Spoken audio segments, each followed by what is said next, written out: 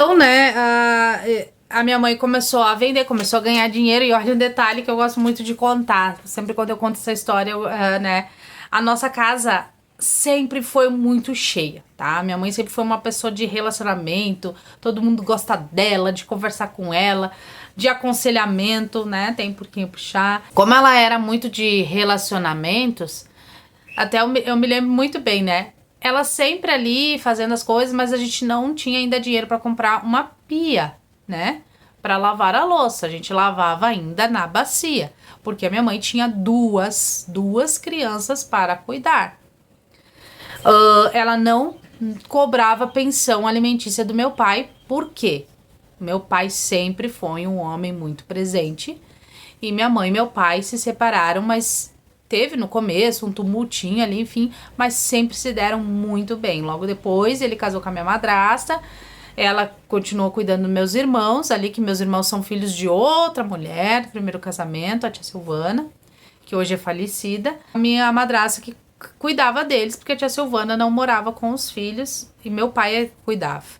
E meu pai também foi uma pessoa muito de relacionamentos bons, uma pessoa legal, e os dois se deram super bem. Hoje a minha mãe se dá muito bem com a minha madrasta, com meus irmãos, né? Se dava bem também até com a tia Silvana, que é a mãe dos meus irmãos. Ela vinha, minha madrasta se dava tudo muito bem, né? Meu pai e todas as mulheres da vida dele. É bem louco de entender a minha família, mas é realmente isso. Uma vizinha chegou lá em casa e via minha mãe lavando louça. Ela disse assim: nossa, Zilma, que complicado, né? Lavar louça nessa bacia, né? Daí minha mãe disse assim: não, as coisas vão melhorar semana que vem. É sério? Tu conseguiu juntar dinheiro pra comprar pia? Que felicidade, tu vai ter uma pia. Minha mãe: não, uma bacia maior. E de fato a minha mãe comprou uma bacia maior, porque realmente a minha mãe sempre teve muito humor, né? A minha tia, ela sempre foi de sempre dar muita risada, até mesmo das situações ali que estavam acontecendo na vida. E o que aconteceu? Nesse meio tempo, aí a minha mãe começou a ver que a minha irmã começou a crescer, né? Ela ficou um pouquinho maior. A minha tia voltou pro salão de beleza, cabeleireira. A minha mãe também voltou. Acabou ali com as massas, enfim, porque ela começou a ver que gerava muito mais gastos e muito mais cansativo, né? E ela nem era o que ela queria, ela gostava mesmo era do salão de beleza. E ela começou a trabalhar e tal, a gente começou a crescer. Mas agora que vai um detalhe importante que eu, né, tenho um vídeo aqui que falo sobre isso e que tá num livro que eu coloquei. Aconteceu um sinistro quando a minha mãe se separou e foi morar com a minha avó. Eu fui molestada sexualmente, tá? Que foi dos meus 5 até mais ou menos os meus 10 anos. Eu nunca contei pra ninguém, eu ficava quieta, eu tinha medo de falar, eu sabia que aquilo não era normal, mas eu não falava. Mas seguia a minha vida e brincava, me desenvolvia, queria ser como as outras crianças, enfim. E foi indo. Até que a minha mãe conheceu o pai da minha outra irmã. Tenho mais 2 irmãs por parte de mãe, 2 irmãos por parte de pai. Sou filha única de pai e mãe.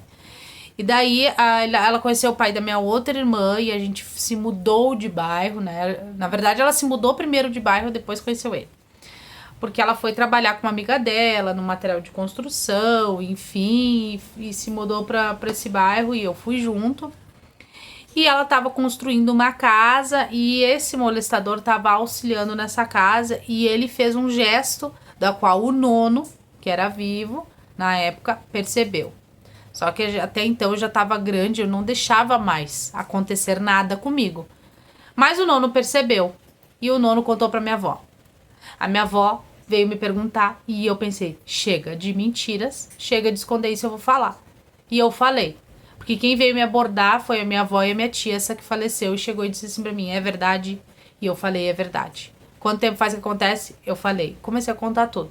A minha mãe, quando descobriu, a primeira atitude dela foi me avançar e me chamar de tudo quanto é nome. Mas hoje, por um bom tempo da minha vida eu fiquei com raiva dela e, né, frustrada, triste, mas hoje eu entendo. A verdade é que ela queria avançar nele. Mas daí ela, tipo, ela avançou em mim porque, assim, tipo, por que tu nunca me contou? Por que tu deixou isso acontecer? Por que tu não me falou já de primeiro? Como que eu não percebi? Sabe? Veio a culpa nela, a raiva, tudo, e ela descontou em mim. Hoje eu entendo ela, né? E aconteceu isso. Aí, o meu pai, na época, ficou muito, muito, muito, muito triste, com raiva, né? E disse, não, agora ela veio morar comigo. Nesse tempo, fui morar com meu pai. Foi os 2 anos mais difíceis da minha vida, porque por mais que aconteceu isso quando eu estava próximo da minha mãe, era mais dificultoso morar com a minha mãe, mas não é a mesma coisa. Eu já estava acostumada a viver com a minha mãe. Meu pai me tratava bem, meus irmãos me tratavam bem, minha madrasta me tratava bem, todo mundo me tratava bem. Eu tinha meu próprio quarto, eu tinha minhas coisas. Era uma época difícil, porque meu pai estava desempregado, a minha madrasta trabalhava e ganhava pouco, e os shows que meu pai fazia nem eram muitos, né? Porque foi se desvalorizando o meio artístico aqui na cidade onde eu moro, não é muito valorizado aqui.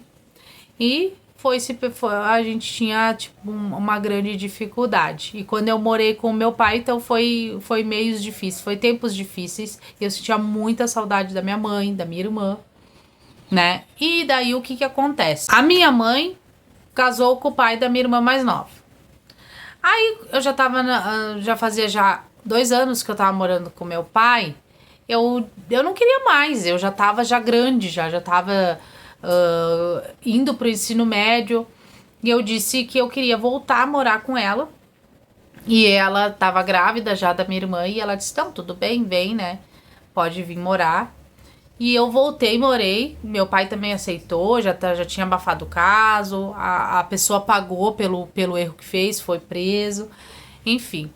E daí eu já tava morando com a minha mãe, e foi aonde eu comecei a estudar e trabalhar. Trabalhei muito cedo, comecei a trabalhar como babá, passava roupa, tinha os meus trocos, né?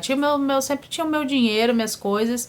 E comecei também a trabalhar como estagiária em muitos lugares. Trabalhei no INSS, trabalhei em escritório de contabilidade, trabalhei como telefonista.